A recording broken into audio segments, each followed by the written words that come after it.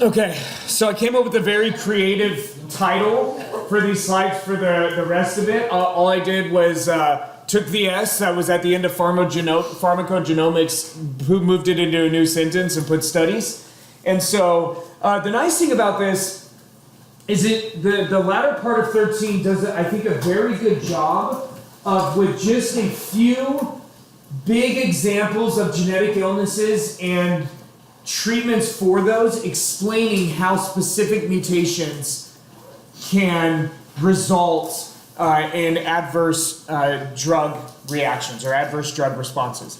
One of the things I want to remind you of, and I don't know if I explained this clearly enough on Monday or not, is these adverse drug responses should be thought of as their own genetic illness. Okay? So oftentimes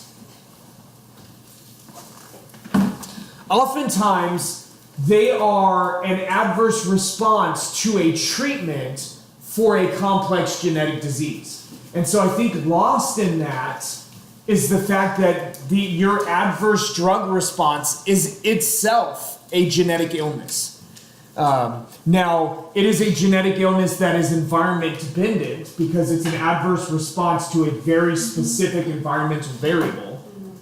But it still should be thought of as its own genetic illness. Therefore, it should be thought of as its own unique phenotype, right? Its own unique phenotype. Adverse response, yes or no.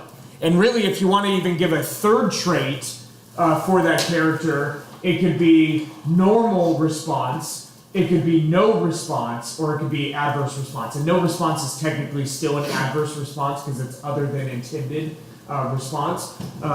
But you can look at it this, like normal response, no response, and some kind of pathology associated with actually taking that pharmaceutical. Okay? And the reason why I think it's helpful to remind yourself of that is it allows us to approach questions of how should we find these associations with adverse drug reactions or adverse drug responses. It allows you to think of it the same way you would, how do we find the associations for type 2 diabetes? Or how do we find these associations for cardiovascular disease or Alzheimer's? Okay? And it allows you to just think of, okay, we're going to do a retrospective or a prospective study.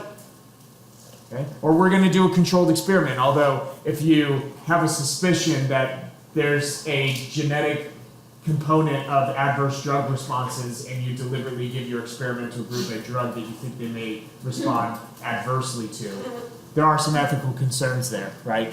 But you're like, Dr. Eagle, you talk about all these ethical concerns, it's so simple. You just inform consent, right? You give them 500 pages of stuff, you know they're not going to read it, you give them something to sign at the end, and you're good. It is terrible, but it's kind of how some of these things work. Yeah. That's not funny. I'm sorry. I should not have chuckled. Yeah, Dana. Do some people, are there some people that actually do that, where they'll have that in the consent form, but nobody reads it, they don't notice? Oh, of course. How do you think you get people to participate in your clinical trials? Well, usually, if you're not, you give them the paper so it takes you off the hook, so you're not, responsible if they have to. It's well, you didn't read the consent form, but you signed it, so. I sign things all the time without reading it, and every time I do, I realize, listen, this might come back to bite me, but the probability of that is lower than the probability of me becoming frustrated reading this really long document. So, all right. Pharmacogenomic studies. So it's some specifics. First question, and we're actually only going to deal with 2 questions, but we have 2 slides on this first question. What are some examples of known adverse effects that correlate with genotypes? Another way to ask this question are, what are some genotypes that correlate with adverse drug responses? Okay. And so, as you might imagine, the greatest fuel for these kinds of studies is going to be with illnesses where you have a huge percentage of the population being treated for that illness. Okay? So in the US, diabetes would be a great place to do some of these studies. But I don't know if you knew this or not, but the rate of diabetes is not as high outside of the US in many of the developed countries as it is inside the US. There's something about being American that leads for you to develop type 2 diabetes. And it's like, it's the environment of being, wait, did I say American? United Statesian, right? Because it's not true of all. Although rates of diabetes are actually pretty high in Mexico. Not super high. Is that what you were going to say? Yeah. They are super high in Mexico, but Mexico isn't under the category of developed countries. It's developing countries, so it kind of doesn't count. And then rates of diabetes are pretty low in Canada. So, anyways, all right. So what this paper focused on was asthma and cardiovascular disease, where you have an enormous number of people being treated for those two complex genetic illnesses. All right, so first category of medications. So you have a whole category of medications called statins. We'll talk a little bit more in a couple of points about how these actually work. But these are used to treat high cholesterol and therefore are used to try to prevent cardiovascular disease associated with high cholesterol. Okay? And this is associated with high bad cholesterol, because you all know, right, there's good cholesterol and there's bad cholesterol. And so the LDL, this is the bad cholesterol. And so, yeah, a little bit about how these work. So statins, whichever statin you're talking about, there are, I don't know, half a dozen, maybe more different statins. They all inhibit HMG-CoA reductase. And what this is, it's an enzyme that functions in the liver to generate cholesterol. And you're like, why on earth would we have an enzyme in our liver that generates cholesterol? It's an excellent question. Why would we have an enzyme in our liver that generates cholesterol? Because we use a certain amount to be healthy. We do, and what do you need cholesterol for? Why do you need a certain amount to be healthy? Inside the cell wall. I think that's that cell Membrane, yeah, it stabilizes membranes. Absolutely. It keeps membranes, basically it keeps membranes from melting. Okay, it stabilizes cell membranes. And you're like, that's kind of important, especially since regionally, temperatures can get high enough inside of your body that it would melt membranes without cholesterol. Okay? And this is why we have an enzyme in our liver that takes what you're eating and generates cholesterol from it, because you need it. You need a lot of it. And so this is what statins do. They inhibit this. So is that going to have unintended consequences? Of course, right? If you're going to inhibit cholesterol production, is it going to have unintended consequences? Of course. You're going to have a difficult time replicating cells, because to replicate cells, you need to build a lot of membrane, and to build a lot of membrane, you need a lot of cholesterol. Okay, but you're using this to treat people that have high cholesterol, right? And so you're trying to treat them to get them into normal range, right? That's the goal, so that they can survive long enough to die from something else. Okay, so let's talk about specific mutations. So here's our CYP gene family again, although this is a specific gene in here.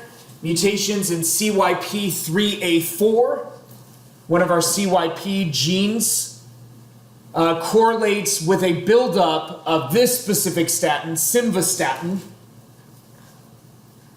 Unclear whether or not it correlates with a buildup of all statins. And so if it's correlating with a buildup of statin, what is this mutation doing? Not allowing the body to break it down. It's interfering with the metabolism of the statin. Okay? And so instead of metabolizing it properly, the concentration of the statin remains too high, which will probably, some of the likely pathology, if you're going to have an adverse response, is that your cholesterol levels will drop too low, under normal range. And really it's not, it's all about the ratio of LDL to HDL, as far as we can imagine, as far as we can tell anyways. The low density lipopolysaccharide is, I believe, what that second L stands for, versus the high density. High density is good, low density is bad. It's all about that ratio. Okay, so if this is leading to a buildup, yes, this mutation is interfering with the metabolism. We have mutations in another CYP gene. Notice this is not 3A4, this is 3A5. Very important distinction. Like, do they really need to go so similar? And the answer is yes. Yes, they did. And so hang on just a moment. This correlates with metabolizing all statins too quickly, and so basically renders them ineffective. Okay, ineffective at treating high cholesterol. Melissa.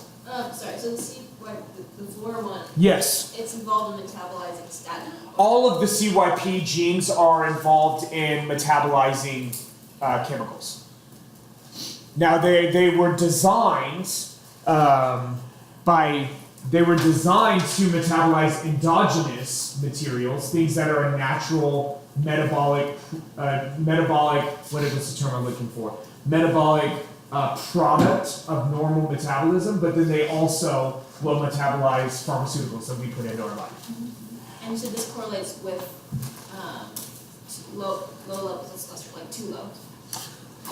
For this one, yes, because if you're going to build up, if you're going to lead to a buildup of this drug and it's not being metabolized quickly, bless you, it means your concentration of that drug is going to be too high, and is it going to end up just leading very likely to too high of a concentration of statin, therefore too much inhibition of the enzyme, bless you, therefore likely too low cholesterol. Okay. Is that okay? All right, cool. And then we've got another gene. This is a gene we actually saw on Monday. This might be my favorite gene name, ABCB1, because you're like ABC and then you're like D's gonna come next, but it doesn't. B comes back and you're like, oh wow, it kept life so interesting. So this we talked about on Monday correlates with multi-drug resistance. And so this is a gene that codes for transporters in epithelial tissue. And so if you can't make that transporter properly, you can't absorb these materials properly in your intestines. Therefore, I mean, you in this case, you probably can't give somebody enough of this drug to actually get them the concentrations right. You have to treat it differently. Why is that the case? I'm sorry. Yeah, because if you can't transport it, you can't absorb it out of the lumen of the intestine into those epithelial cells. You can't then have it diffuse into the bloodstream. And so your concentration in those epithelial cells is too low, therefore concentration in the blood is too low. And it's not a matter of like, hey, we'll just give them more, because the problem isn't saturation, right? The problem is you don't have a functional transporter. And so you can give them more, that's not the problem. The problem isn't that they're metabolizing it too quickly. Even that's kind of an issue, because if you just give them more, then they'll just keep metabolizing it. But you can't even get it across. Jesse. You answered it. Okay. Yep, you're welcome.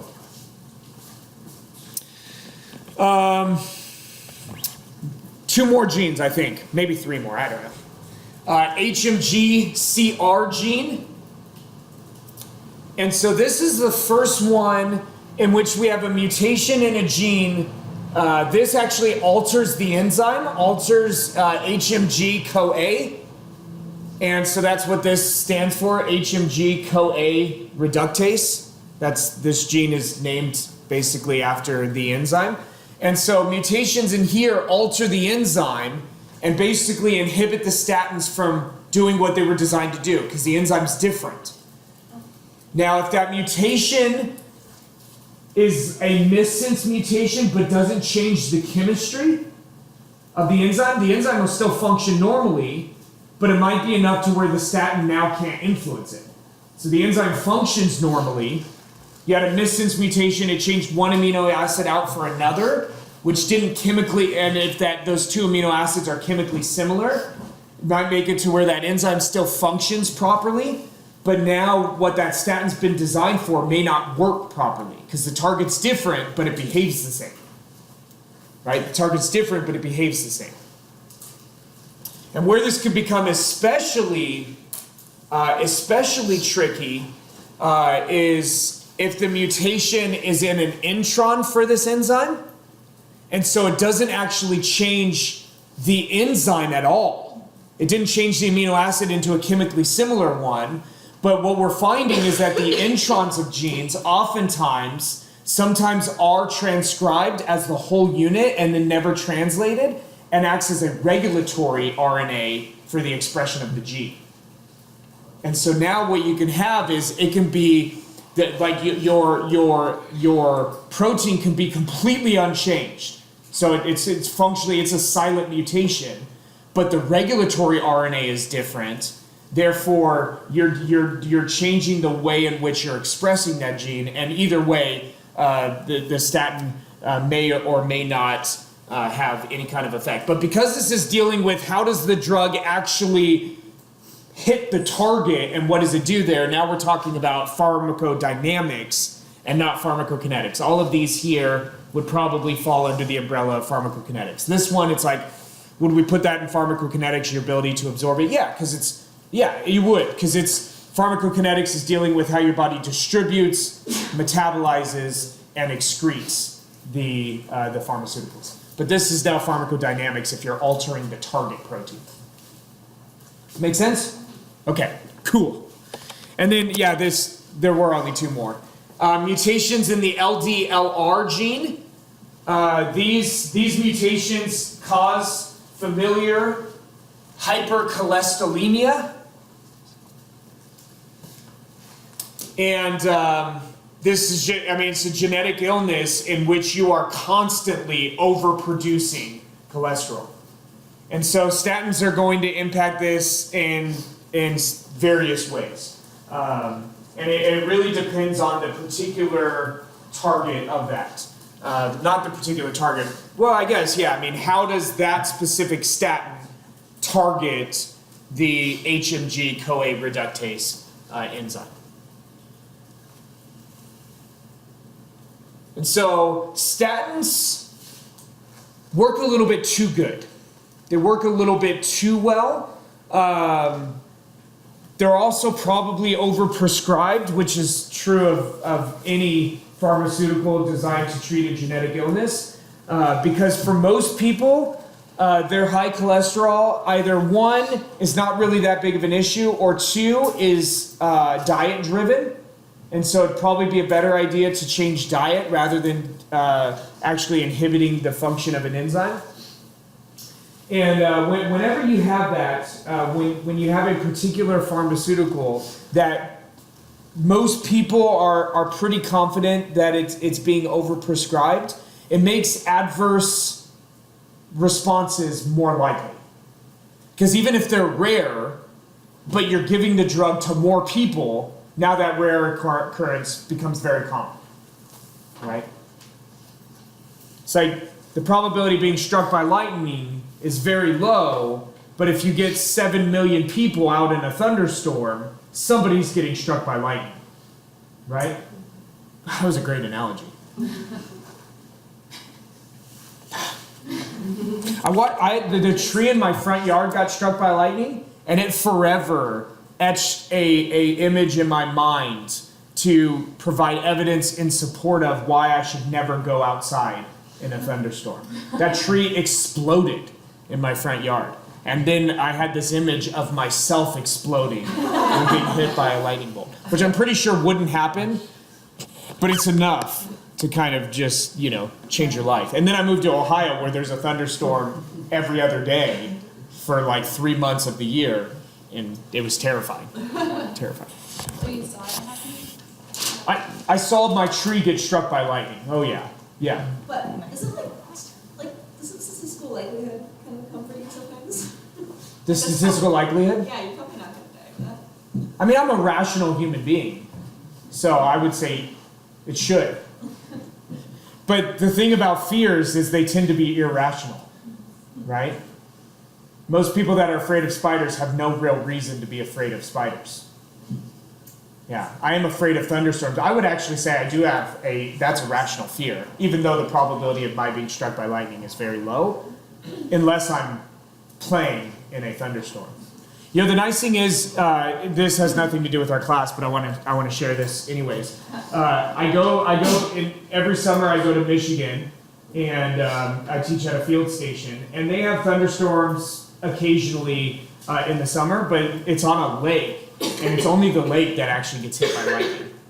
Because you've got I mean, water is a good conductor of electricity, but there must be something really special about this lake that just makes it like, like a lightning rod? Is that the term? Yeah, I mean, so it's fun. You can actually, and I'll do this, even though it's not a good idea. I'll sit right on the sand and just watch lightning smacking the lake.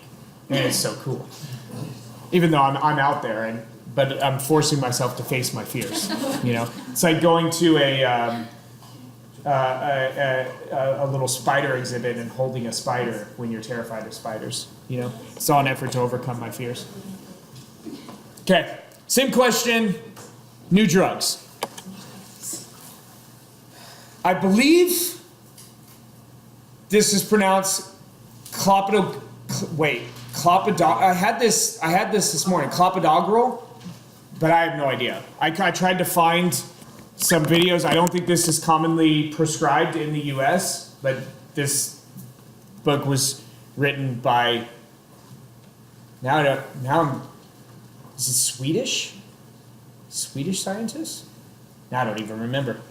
Anyways, this is used to reduce blood clot production and is used to reduce risk for cardiovascular disease.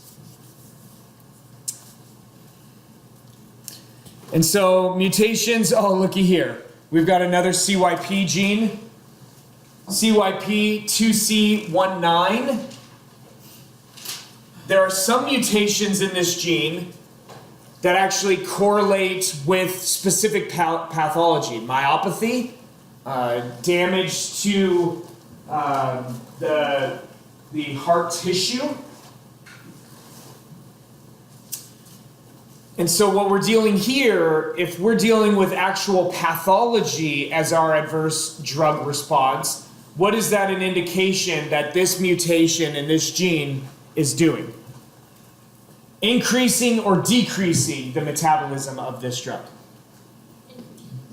Well, if it's increasing, you would expect no response, right? Decreasing. So this is probably decreasing the metabolism of this drug. Therefore, you're leading to an excess buildup of this drug and starting to experience pathology associated with taking the drug.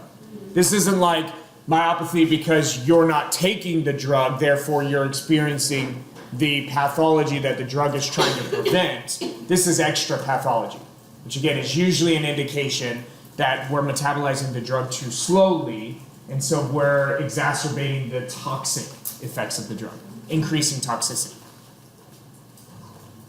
Okay? And then look, same gene. Mutations in the CYP2C19, you see that? That's not a typo. Same gene also correlate with reduced drug response. So now we're talking about a different mutation increasing the metabolism of the drug, or increasing the metabolic rate of the drug, increasing, the rate at which the drug is metabolized, reducing the efficacy of the drug. So we've got mutations in this gene that will increase the toxicity of the drug, and we have mutations in this gene that will decrease the efficacy of the drug. Two different issues. And you're like, what if you have both mutations? Now the drug is less effective and more toxic. Not great. But how does that work? You can't increase, it would just be normal. Maybe. Yeah, I guess because you're talking about the mechanisms. You're right. That doesn't really make sense. It was like, what was it, a couple weeks ago when I was like, oh, it's like 2.5 gametes. And I don't even remember how it went. And then you all were like, yeah. And then I was like, wait a minute. I don't even remember the details, so I'm just going to stop talking. And then here's the ABCB1 gene again. Mutations in this gene also lead to reduced drug response because the drug cannot be efficiently absorbed. And that's why this gene correlates with what we call multi-drug resistance or multiple drug resistance, because it's not just one drug that can't be absorbed, it's several drugs that cannot be absorbed. Yes, Ed? Should that second point say with myopathy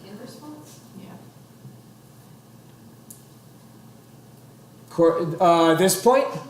Correlate with it should in response. Yes, it should. Is that what you said? Yeah. Sorry. I like it better when you just send me emails with the typos, but this one was a point of clarification. Now I understand that.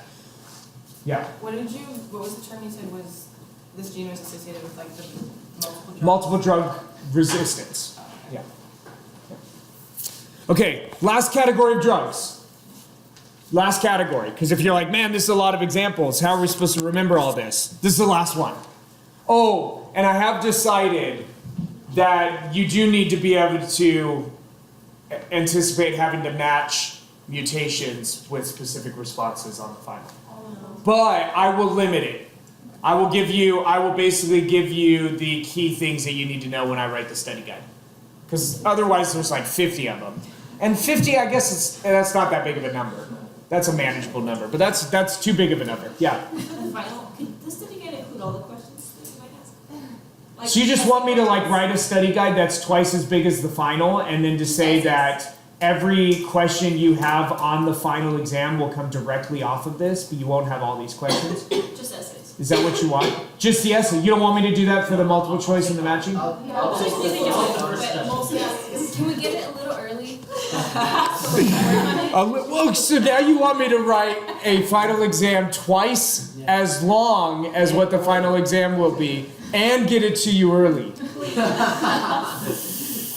I'm not going to say no. I'm not going to say no. I don't know if I'm saying yes, but I'm not going to say no at this point. All right. Beta 2 agonists, and you're like, Dr. Engel, why didn't you just insert the beta symbol? And I was being lazy, and it took me less time to write beta than to insert the symbol.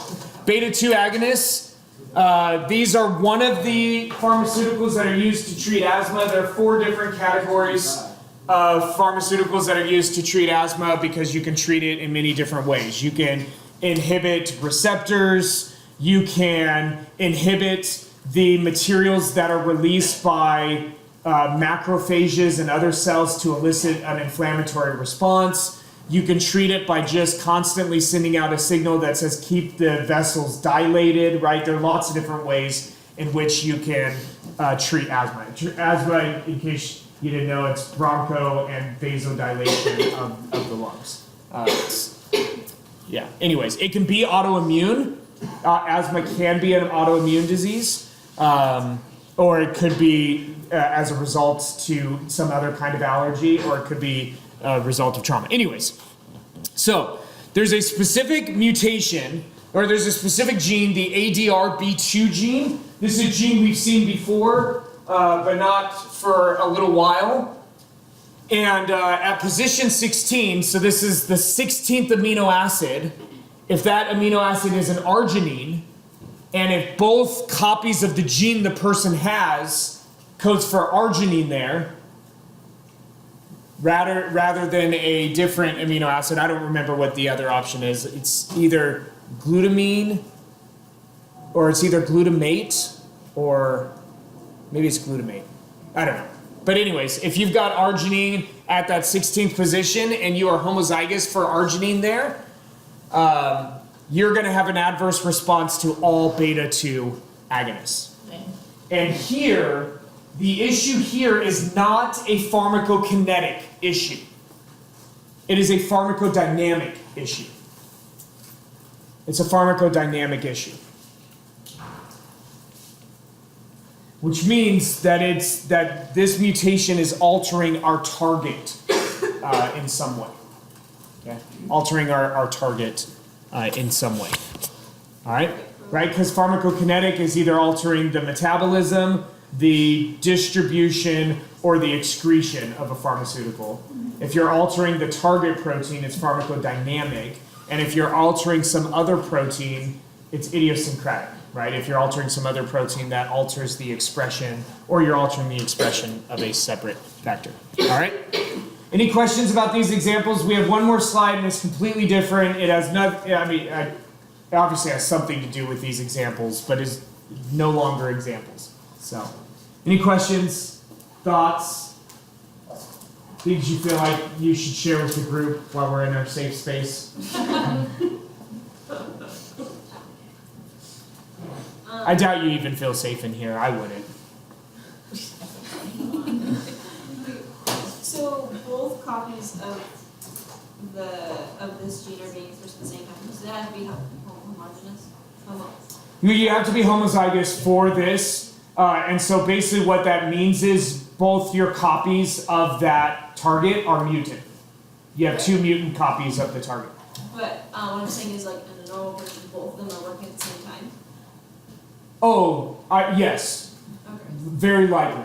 So that you'd have 1 mutant copy of that target protein and 1 normal copy. And both copies of it are going to function normally. It's probably a missense mutation here where you change 1 amino acid out for well, it is obviously a missense mutation because the amino acids change, but the amino acids are chemically similar, so the protein still functions the same, but it's different enough that the target responds to it differently.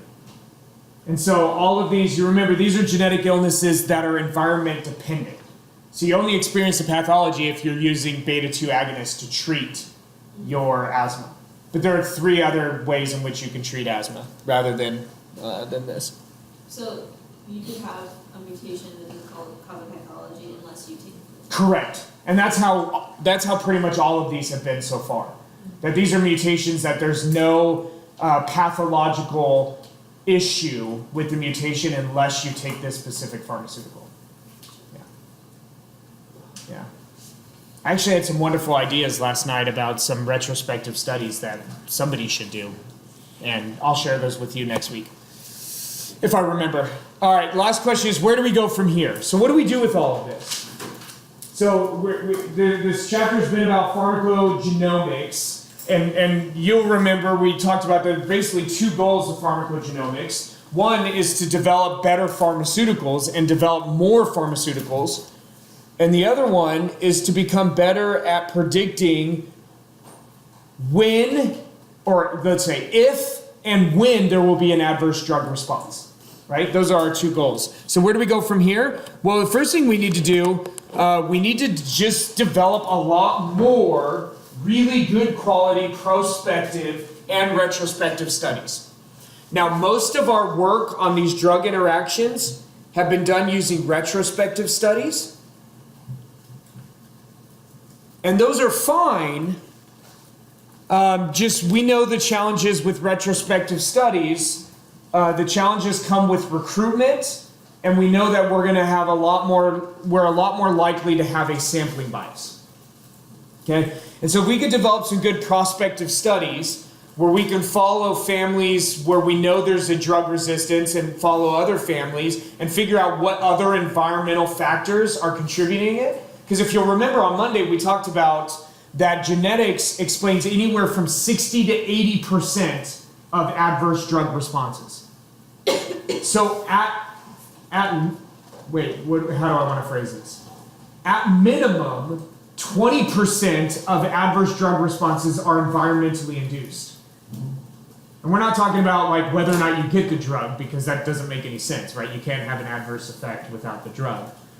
So at minimum, 20% of the adverse drug response is environmentally induced, which means we just need to do a really good job of figuring out our gene-environment interactions when we're talking about these adverse drug responses.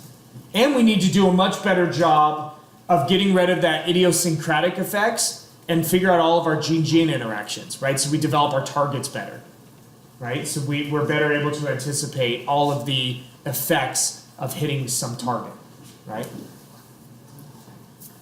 We just need to do a better job. We need to do a better job. We need more geneticists. We need some of you to go on from here and take molecular genetics, and then to go to grad school and study genetics and do these kinds of studies. In all honesty, that's what I need. That's what I need. That would make me feel like I've accomplished something. Man. And then we need to develop better pharmaceuticals. So that first goal, and we talked about this on Monday, is really difficult to accomplish, but that doesn't mean that it's not valuable, right? Just because it's really hard doesn't mean that we need to pour all of our efforts into the second goal and ignore the first goal.